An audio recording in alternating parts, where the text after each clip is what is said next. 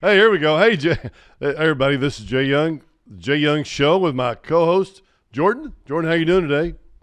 Hello, There hello. you go. Uh, Doing pretty well, but heavy heart today, honestly, Jay. Mm. I have a friend who lives in California, and I don't know if you've heard about the fire that's happening there. I mean, obviously, fires in LA and California are like hurricanes here in the Panhandle in the South, and a friend of mine who actually works for Chevron just moved out there, bought a home, and sent me a video this morning, and their home is just, I mean, just in flames. Oh, wow, It's wow. gone. Yeah, it's terrible, and you feel a little helpless, like you want to help your friends. So I mean, obviously, I offered the Airbnb in the back, but it's just one of those things where it just like puts everything in perspective that Mm-hmm.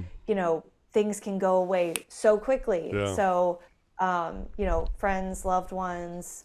Um, Obviously, you don't want to hold on to objects and be superficial that way, but there is something special about buying a home and having a home, and to have that be engulfed by flames is, ugh. Oh, But yeah. I'm curious, like I don't know that if you've had to go through this, Jay, like as a business owner, if a hurricane hits, like how you help your employees. But I'm curious to know, like, because they were relocated because of Chevron, if Mm-hmm. Chevron is doing something to help their employees that have been infected by the Oh, yeah. wildfires. I'm sure they did. I'm sure they do or did or they will. I'm sure. Yeah. They just don't cut off their HR hotline, and say, "Oh, we're sorry," like that. I'm sure they do help. So that's Yeah. yeah, I'm sure they do. That's great. I was watching the news this morning and I saw that because we have some new friends in L.A. and we have fires in L.A. which they had them not long ago in Malibu, which is kind of Right. north of L.A. Dick Van Dyke was getting out and all of a sudden all the winds, and then now today there's 95 mile an hour winds, but it's a I little know. bit further Oh, south, Palos Verdes and southwest of L.A. So the northwest side of L.A. gets hit, and now the southwest side, 95 mile an hour winds. And there was a guy that was on. He was being interviewed, and he was just saying, "I can't believe this is happening to me." I mean, it's like you right. see devastation, you see hurricanes or tornadoes or whatever from other people, but if it happens to you, you're just like, oh my gosh, this is terrible, Yeah. terrible. Yeah. And I mean, So it's probably affecting a lot of businesses as well. I mean, I'm sure that I mean, I'm just thinking about this as well as like an Airbnb owner. Like if you own like properties mm-hmm. there that you've rented out and then those go up in flames, like you hope that your insurance covers it and that your insurance takes care of you. But I've heard horror stories there as well. So Right, it's just one of right. those things. But again, like that comes along with business. It's always risky to go into business, but that's just something that's not really like the top of the list of the worries. Really Right. is one of the things. So all of that to say, our hearts are going out to all of those impacted by the wildfire in California that's happening at this time. Absolutely. If you need help, like we'll see what we can do. Reach out to us. But I just my heart just goes Yeah. out to them. So, Absolutely. yeah. Absolutely. Well, So sorry to how start was us your? off with a Yeah, I heavy know. subject I there. know. So, You talked about it before the show, and I'm like, okay, yeah, we need to talk about that, which we do. yeah. Obviously, man, oh man, that's terrible. That's terrible. Well, let's talk about New Year's. How was your New Year's? Were you in Oh my town for New gosh. Year's, or are you still in Colorado? Or No, I was in town for New Year's, and a little entrepreneurial me. I was like invited to go to Tony's here in Houston. It's one of the staples of the fine dining mm, experiences, long lasting in Houston. And there's always a New Year's Eve show, so I went and did some videography for them, some photography, and that was really fun to kind of oh dip my feet back into that water like, yeah, again. good for You you. know, 'cause fine dining is a little interesting whenever you're doing New Year's. When you Yeah, think New Year's, you think kind of like party dancing, and yeah, when you have fine dining, where does that fall into it? But of course, you had the perfect 30 minutes, literally, yeah. of people dancing, and that's going to be most of the highlight reel. But Wow. So that was my New Year's. What about you? What did you do? Yeah. I saw pictures of you on a beach, which seems to happen more often than not. I don't know if that's where you were. Well, no, it doesn't happen often enough, I tell you what. But no, we were in Cabo. We were in Cabo, one of our favorite places. And matter of fact, right off the our back porch, literally right there is where they had the fireworks. What? I need to put that because they had these gray things that were sticking out of the ground about this far, and they Yeah, were they're like lined little up. tube cannons. Yeah. Yeah, Uh-huh. and all of a sudden, midnight comes and it went off. It was crazy. I mean, talk about fireworks. Norm Oh my Right, gosh. normally it's loud, and then that time it's real loud, in your Absolutely. backyard. Absolutely. But That's so fun. more importantly, I was going to say that I had my 30th sobriety, so my 30 years of sobriety on January 1st. My 62nd birthday was on January 3rd, and then on January 5th, I hit my first hole in one at Cabo de Sol. So, man, What? I am on a roll. I am definitely on a roll. And Hey, the beginning of the years are good for you. I tell you, I am more than pumped up about Oh, 2025. So, did you set any big goals? What's your biggest goal for 2025, or is there anything? yeah. What's and got your vision board? We need I a know. vision board. A vision I board. have so my best friend and I, we actually had a little bestie little date night thing that we decided we were like, okay, we're gonna put together vision boards.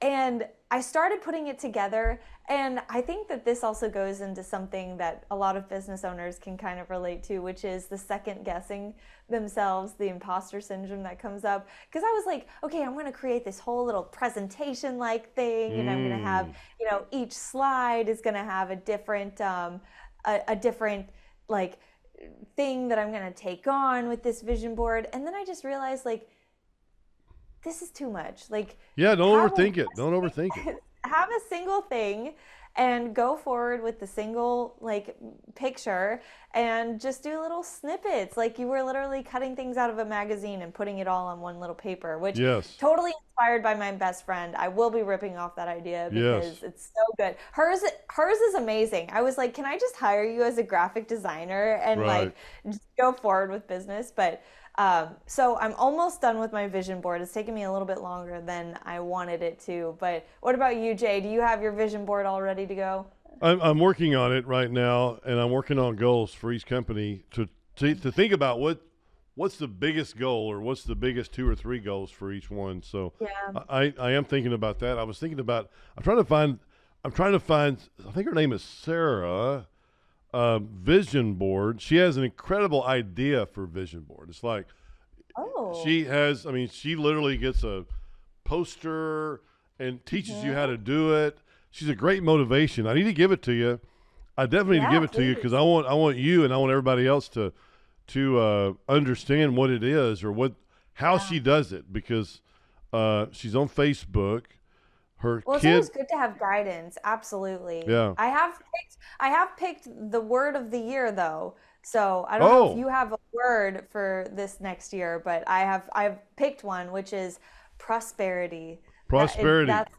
That's the one that's kind of sitting in my head as I was sitting there trying to meditate. My Yeah, ADHD yeah. was like, wait, let's think of all the ideas. And I'm like, let's just slow down and think of one. Sarah. One Okay, here it is. Here it is. Sarah Centrella. Sarah, and Centella. we need to put this on our board, Julio. But just kidding. But I call him Julio. But Sarah Centrella, and she has a great idea for vision boards, and it is let me think. I know her son plays for Oregon. Her book is called don't know what it is. Founder of V. I tell you, her story is unbelievable. Jordan, I'm going to Maybe ask we you. should have her on, I, and we should talk with her about the vision board oh, concept. she is class, and she wrote me back one time. I did message her, and Oh, she did write me back a long time ago. But we do. that's You're okay. exactly right. She would be incredible for this show. But she has a book called let me see. I'm trying to look right now what the name of her book is. Sarah Centrella. It's been a long time since I read it. Books. Do Here you it still is. have it? Hustle, Believe, Receive. Oh, Hustle, Believe, Receive. That's one of her books. Future Boards by Sarah Centrella. Lot 2 books, Future Boards. All the Things I Wish I Knew. I'm telling you, maybe this is the one here on 2017. Look at the future. But just incredible. Really, she's a great person. And you well, can tell. if you have the book that she wrote, feel free to send it on over. I'll pay for shipping. Okay. Because I definitely am a reader. So Oh, are I you? love Okay, good. But you like to I have think the that's book in so your important. hands? I'm a book in hand kind of person, Are you? and Okay. normally I underline, but I won't mess up your book. I know No, that's kind of a no. faux pas for some people, highlighting and underlining, but if I don't do that, then I am not actively engaged, and Yeah, therefore I get bored and I lose my place. yeah, And so I've learned that in order for me to invest in books, I have to like touch it, feel it, underline it, read it, yeah. like just really be in with the book. Huh. So, Wow. Okay, good. Well, I'll make sure. Matter of fact, I'm probably when I find a good book, I normally buy several, and really? I So that may you have can it. give them to people? Yes, but I'd be honored if you wrote in my book and put your notes in there. But I'll buy you your own copy just so you make sure you have it. But she is a really good. Sarah is she's a really fun person to follow, which I've been following her for several years. Like I said, I reached Yeah. out to her before, and I need to make sure that she can do the show. I'd love for her to do the show sometime. Yeah. Her son played football for the Oregon Ducks, and she's going to be on there. She's going to be on the show. That's one of our goals this year is Yes. having her on the show, which would be unbelievable. It'd be great. So 100. let's work on that. Yeah, absolutely. Work I on know that. we've talked about some of our goals is having a big name on the podcast, getting the podcast sponsored. And then we had a health goal as well. I believe you said that you wanted to keep working out. I don't know if you had a specific goal in mind. I, with my health, would like to, not would like to, but will be going back to the gym. And going forward with that. But all of that to say, we still have our vision boards that we need to unveil. So we Yeah. will definitely be doing that. Let's say deadline for that Friday. Is that a good one? Friday, yeah, sure. What Friday? This Friday or This 3 weeks? Friday? Three This Fridays. Friday. This 2 days. Friday. Today's Wednesday. Yep. Let's do it by the next episode. But so we can show All it. right. Let's show it on the next episode. I'm down. How I'm about down. that? Okay. I'm ready. I'm ready for it. We'll show it on the next episode. Perfect. There. So stay tuned and come to the next episode to see our vision boards. Right? Talk about a smart goal. Yeah. Well, Jay, I know that there's a few things that are coming up in the oil and gas industry that we do need to talk about. Something that with the change of presidency, people are feeling a little uncertain. Obviously, with administration changes, there is energy policies that change as well, creating some uncertainty. And then there's a few other things as well. So you are the expert in the oil and gas industry. Take it away, Jay. What's going on? What's top of mind in the oil and gas world? Well, I'll tell you, I was going to look real quick to see what oil prices are today. I mean, they're up again today. They're $75 a barrel.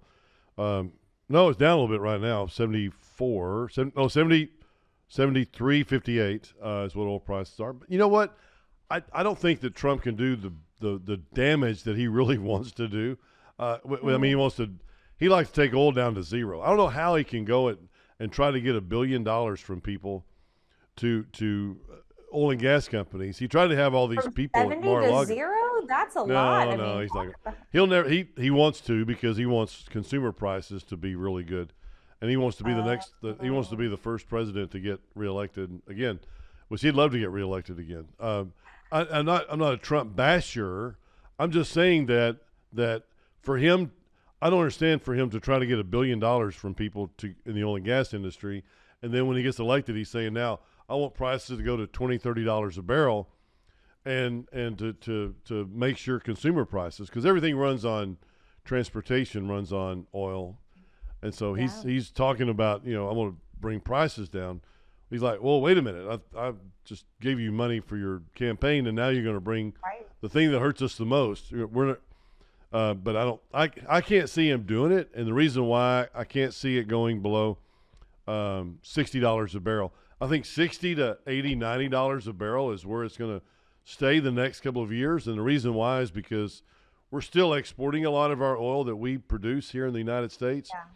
But the only reason we're producing it or sending it overseas isn't because we don't need it. We need Right. it. We need oil. We're not Yeah. producing the right amount of oil, the right kind of oil in the United States, number one. But number two is our refineries. Our refineries are shot here. We can't manufacture that product needed in a refinery fast enough or big enough. So therefore, we need to increase our refineries, our capacity to produce oil, to produce, all the different products that come from oil. It's more than 60% gasoline for cars. The other 40% is other products. So it's Right. not just automobiles or gasoline that comes from oil. It's other products as well. And so we need those other products. Our addiction, I say that, George W. Bush, in his 2006 State of the Union address stated, hey, we have an addiction to oil. We can't live without it. Everybody needs it. We have to have it. So therefore, we have to make sure that we do everything possible to produce oil. And we're doing that now in the United States, and we're doing it at a fair rate. We're producing more oil right now than we ever have, about 13.6 million barrels a day. But our addiction, as George W. said, is 20 million, maybe 21 million barrels a day. So we're still 8 million barrels, short, which we have to get from other countries. So when we're looking at refineries, who would be like the main companies that would be who should be investing in and I guess one, what companies are we looking at for that? And two, why are we not seeing them creating refineries? Is it because of the pushback of the green agenda, Yes. the green wave? Is Yes. it, is there not an incentive there? Is there not a monetary gain there? What about that refinery building and producing through the refineries is not allowing, like, why are companies not investing in that? Oh, spot on, man! You're really good at that. That's exactly right, Jordan. I mean, you don't have companies investing in it. The margins aren't there. You don't make a lot of margin on oil, so therefore, it costs you. You would spend probably half your budget on lawyers and time and all the other things necessary to get a refinery out. Got So it. in Midland, I know a guy that knows a guy, but I know a guy that is trying to. So many people, Yeah. it's insane. But there's a guy that I know that is trying to put together smaller refineries. So instead of there hasn't been a new. I mean, just think about this for a second. So the Permian Basin goes from 1 million barrels of oil a day to 6 million barrels, and all of a sudden there's no new refineries. Oh my gosh! Well, that's crazy, right? Wow. They need new Yeah. refineries out there, but they're trying to get all this oil out of the Permian, and so they're. But I do know a guy. No, I'm just kidding. But that's trying to build smaller refineries out there to produce at least whatever products that the Permian oil will produce. See, there's many different types of oil. It all just isn't, Right. like the Jed Clampett, shoot the shot, that color Yeah. crude that came out of the ground. There's all different kinds of crude oil that comes out of the ground. Got it. It's not just the same. There's all different types. So, and all different types only produce. You can't produce gasoline from, oil that comes out of the San Andreas Formation in Andrews County, for an example. You have to have a Okay. certain kind of oil. So therefore, you don't want to spend the money to remake it. So there's all these different additives that some people put in these different types of oils to try to make our oil more valuable. But they won't do it. It'll take years. I think that Trump, I mean, he's an incredibly smart guy. Just super smart. He'll figure out that we can increase the capacity in our refineries in the United States, and it won't take much to do that. So, instead of, we produce 13 million. There's some refineries that can handle 200,000 or 400,000 barrels a day. He'll increase that probably across the board. He'll probably go back to California about a month ago or two. I think we even said on the show that there was people out there that also talked about they're shutting a refinery down in California. I would too, man. I don't like California, especially for oil and gas and all that, man. Stay away. Well, so many biases as well with politics. I mean, breaking news on this, Meta actually is moving their headquarters from California to where? Texas. So are they really? I didn't know that. Yeah, Wow. they're moving their headquarters to Texas. I'm like, I know you and I are like, okay, well, where in Texas? Because I know Chevron also, headquartered now in Texas as well. So we're seeing an influx of people. So now we have Tesla, Meta, Chevron, obviously Space Hub here as well in Texas. So, I mean, we're really seeing a hub of economic activity happening here. And I think it's really interesting. But yeah, I'm like, I'm like trying to put on my investor cap, and I'm like, okay, where is the headquarters for Meta going to actually be, so that we can start investing in that real estate and start, making those waves. But yeah, it's really interesting. They're going to be, Meta's doing a lot of different changes with regards to their red tape for content that's being pushed out and things like that. So it doesn't surprise me that there's other, changes happening, instead of California changing to Texas, which I will be interested in the long run to see what happens economically in California, as many companies are just kind of like jumping ship to other states, particularly to Texas, and what that impact will look like. I'm sure California will survive, but there does seem to be so much red tape and taxes and policies and people just that are not allowing for growth opportunities. So not in Texas, in California. In California, it's not. But in Texas, obviously, this is truly the most like laissez-faire, that you could have. And if you don't know what that is, that's to just like. Well, hey, how can I meet Mark Zuckerberg? I'd like to meet him. Maybe we'll just find a Bluebird Cafe here in Texas or something, and he'll be at it. Oh man, that'd be awesome. What a guy! I mean, talk about.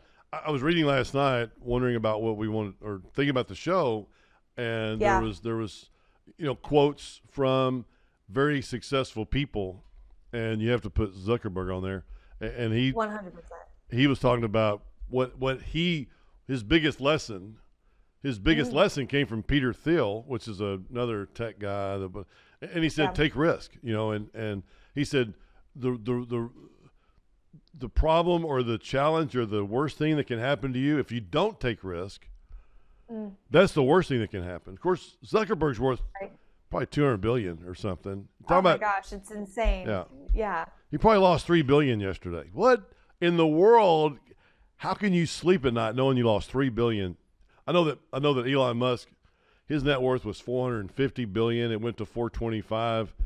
He lost $25 billion in a couple of weeks. But I can't even comprehend that amount of money. $25 billion. And even $1 billion or even $100 million or $10 million. I know. It's crazy. Like, you could literally never run out of money, I feel like, unless you like have crazy, ridiculous taste. Just put $1 billion into T-bills. You would make, let me see, $1 billion. You'd make $50 million a year, $4 million a month. Could you spend $4 million a month, Jordan, if you had to? If I had to, Jay, yes. Well, you could buy real estate, but I'm not talking about. Yeah, I'm not talking about. Cucinelli, I'd be like, okay, let's get all the hand woven things from Italy, please. Oh man, you can't buy anything tangible, but you'd have to spend $4 million a month off a billion. Anyway, that's Oh, if I had to, oh my gosh, yeah, I think that that would go to like, the initiatives like David Reed's, Red M, or I would try and, help the homeless. I yeah, really love Catholic yeah, charities, so I would probably donate to them. yeah. If I didn't realize it was a charity thing, now I feel Well, like you a could, yeah, foot you in could, the mouth yeah. situation. But yeah, so okay, sorry, I totally took us off on a No, tangent I was here. just Back to thinking oil about and gas. Zuckerberg and people that like him that learn. I know that a lot of them, like Warren Buffett said, learn from your mistakes.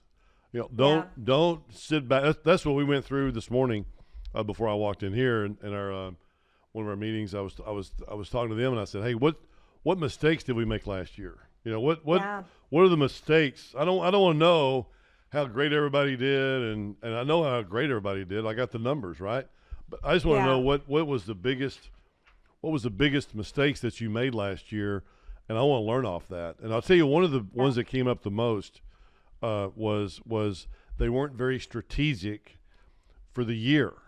So Oh, okay. especially for the month, we talk about what do we need to do for the month, and what is it that we need to make sure that we do. And that's what I try to do with our executives here is I don't sit over them all day long and wonder what they're doing all day long. I've got too many people. Then they have too many people. But I just think about, hey, what are your goals this month, and what are you going to hit? What are you going to do this month? And Yeah. having 5 to 10 different metrics for each person, and wondering how they're going to do.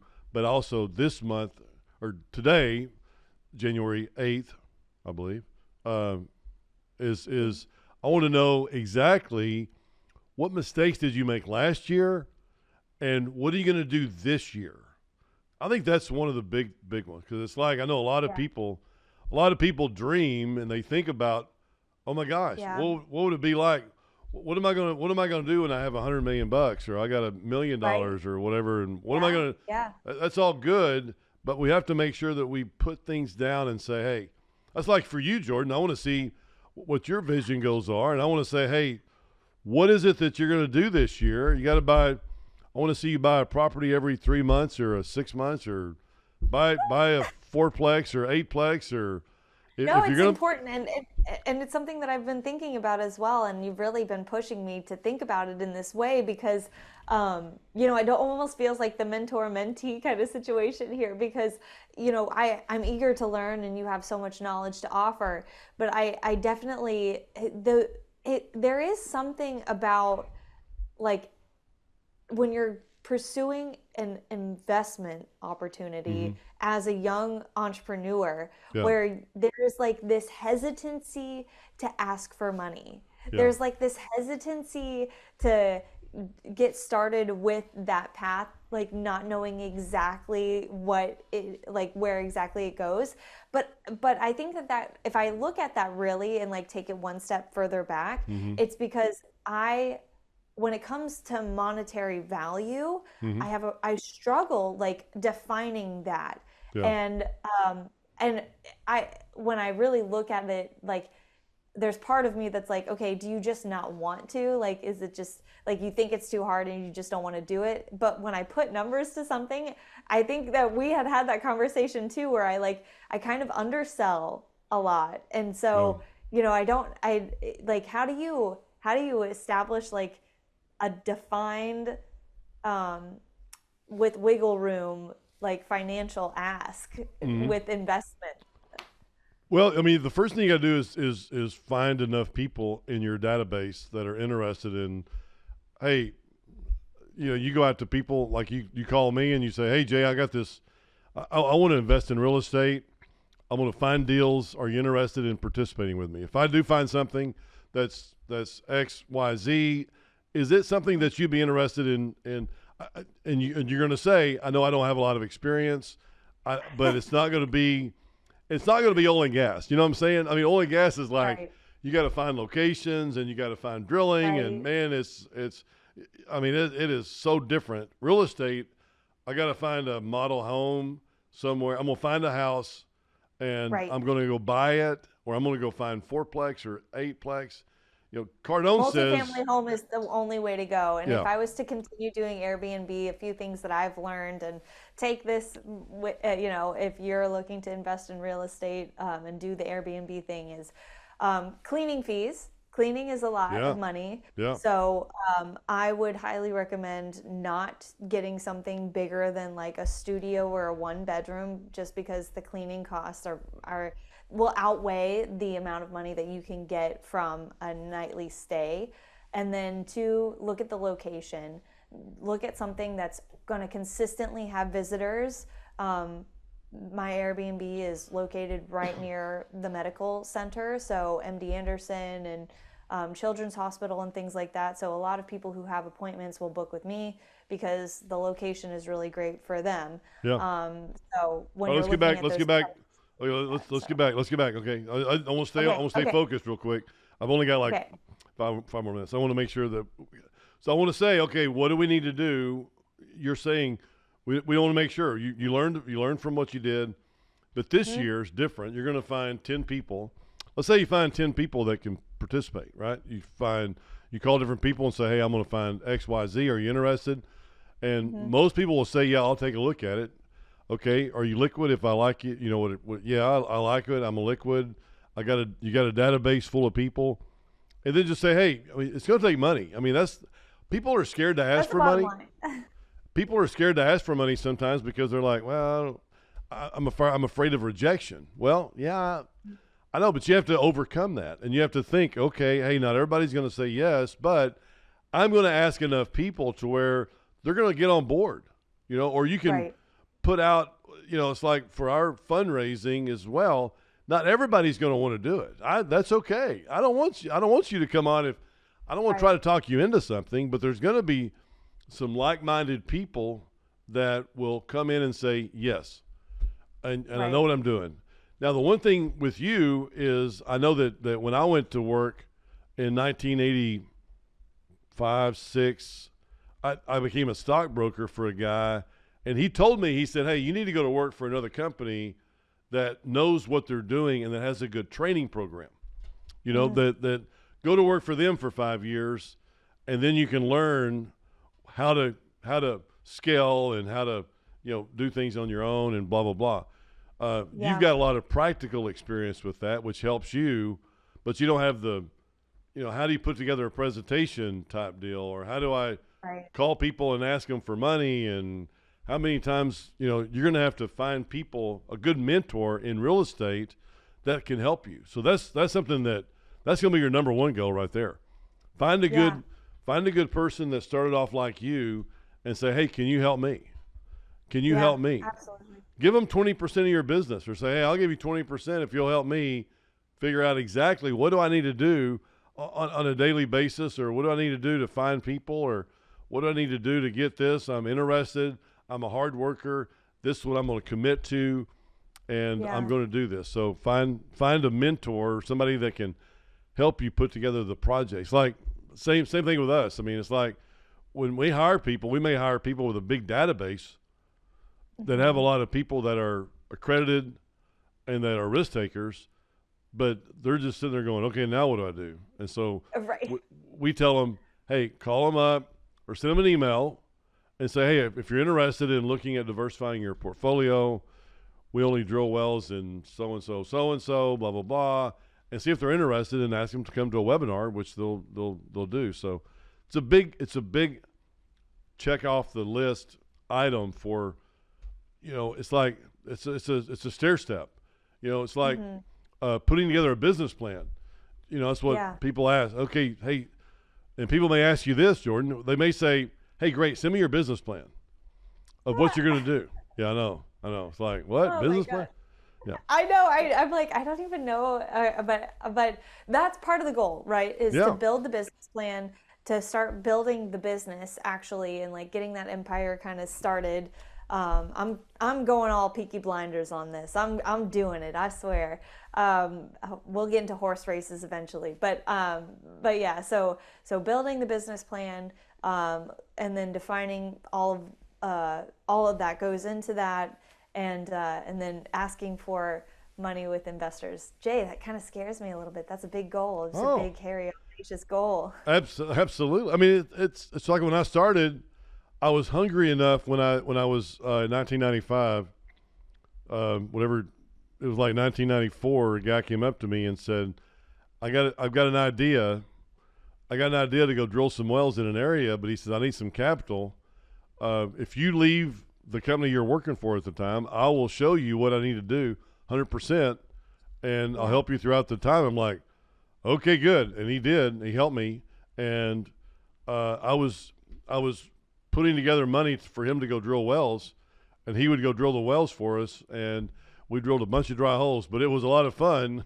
No, it wasn't a lot of fun, but it was a path, and then all of a sudden we hit a huge well. It was unbelievable, but different story. But he We'll did have help to me. hear it because I feel like that's the hope that people want. You know, you're like, okay, we keep trying and it's not working out. Like, but if you stopped, then you wouldn't have hit that massive Oh hit. yeah, and I tell you, it's like you go and you drill wells, and you're having to call your clients back and say, hey, that one didn't work out, but we have this one over here that looks better.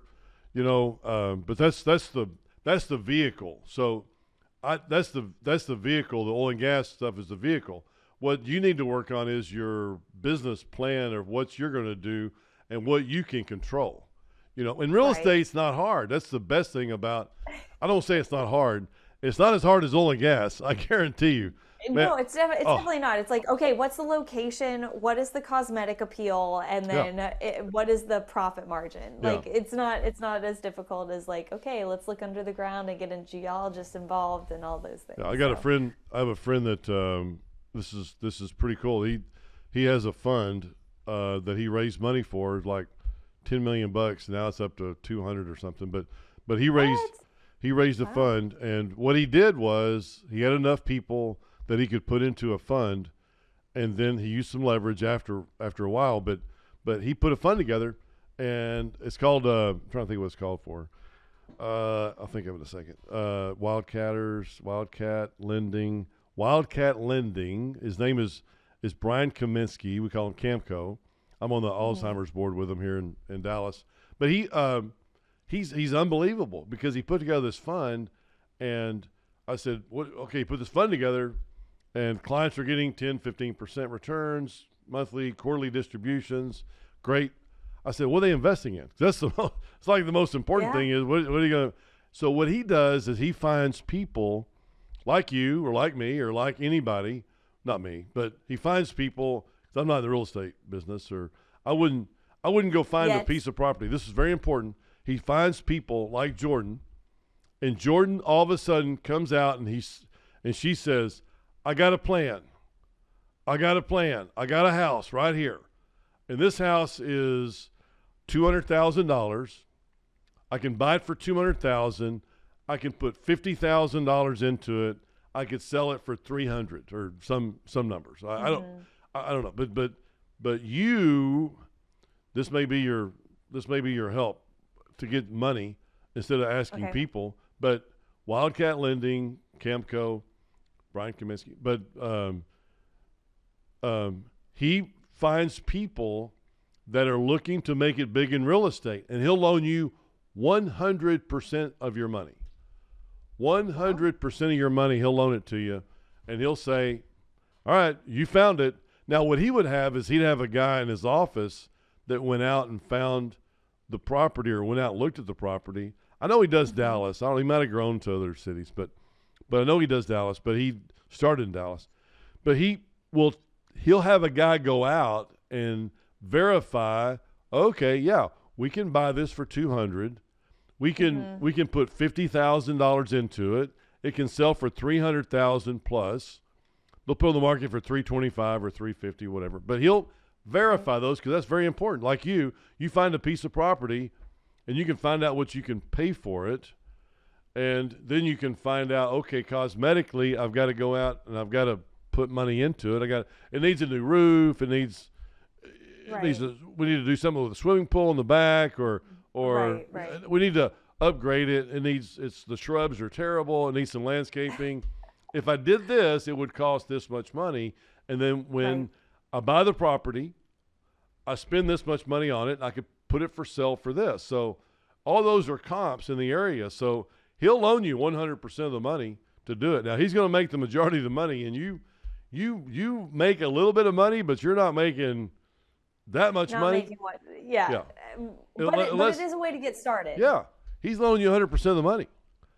You know, so you don't have to go out and cold call or find out people that can help you. Now, you may do this later on, or you may say, hey, that may be the great way to start, because then you could literally do five deals with him or something, and you say, hey, here's the 5 deals I did with him.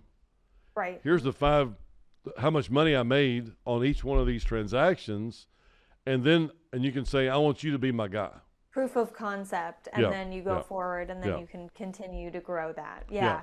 Then you can find somebody that'll split the profits with you, maybe, or you can, hey, you get all your money back, and we'll split the profits 50-50. Find somebody to loan you $250 and say, okay, hey, yeah.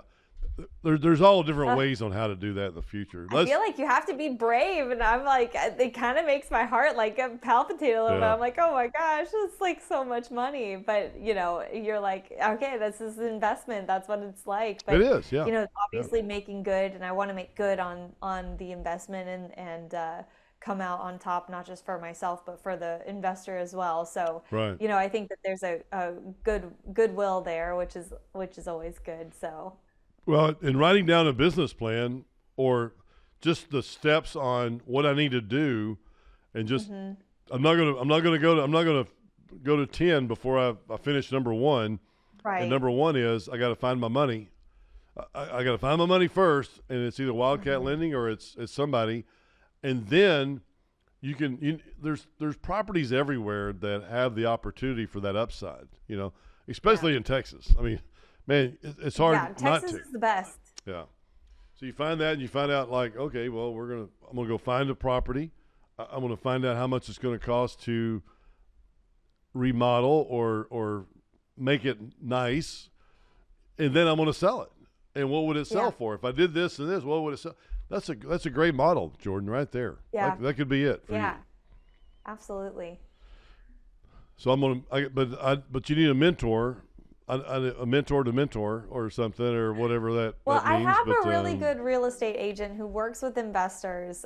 She's amazing. She's a multi-generational wealth beneficiary, I guess you could, I don't know how to say it, but her great-grandfather invested in lots of land in real estate, and now she's benefiting from what he originally invested in.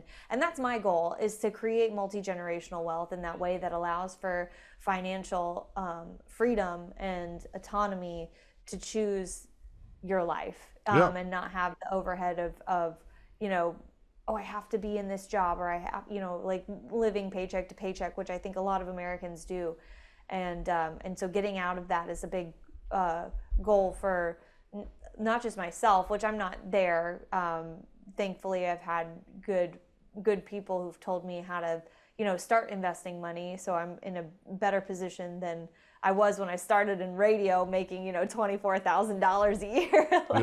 No, for future generations, I think that's really important for me to kind of build that foundation for them, and that's the goal. And that's the goal of the show, is to teach people how to build a firm foundation for financial success and growth, and the ins and outs of that. So we're all in alignment here. It's really exciting. It's a little overwhelming and daunting to talk about the investment side of it, but that's why you're here, and that's why we're talking about it, is to get through the wibbly wobbly kind of feeling and get more to firm being ground scared. and understanding. People are scared to ask for money, and I'm not afraid at all. If I find something that fits in your portfolio, would you invest $10 million or something? It does not scare me whatsoever, because I know that if I find out what they want, if I have what they want, they would. It's like it's not a big deal. But I know starting out, it's something that I didn't start this way. When I was 20 years old, I was scared to death. When I was hitting fire alarms or hitting on door to door when I was in college, I was scared to death that they were gonna, I don't know, reject me or it's daunting. It is daunting. Absolutely, 100%. But the person that finds out how to overcome that the fastest is the person that's going to succeed. I guarantee you Mark Zuckerberg or Elon Musk or something wasn't scared to ask for the money when they were 20, 30 years old. Yeah, look at Zuckerberg now. Unbelievable. I know. These guys are just. We're gonna get there, Jay. Yeah, we're gonna get there. Absolutely. Absolutely. I'm twice. I think I'm triple your age. Anyway. No. No. But anyway, hey, I gotta go. I got a Zoom at in 1 minute. He's got business meetings. He's an important investment guy. I went to Cabo. For about a week, and I know everybody's kind of going, all right, I need J time right now. So I got a lot of people needing J time. Not that you don't, or not that the show doesn't need me. I love the show. I enjoy putting it on with you, Jordan. It's a lot of fun, and we're going to continue that. But we're going to continue Sarah Centrella. We're going to buy the book. We're going to talk about the vision board, and we're going to have a vision board next time we're on the show. Yep. First, we're going to have a vision board next week, and we're going to talk about Sarah Centrella's book and about the vision board and how we can be more successful. We're going to reach out to her.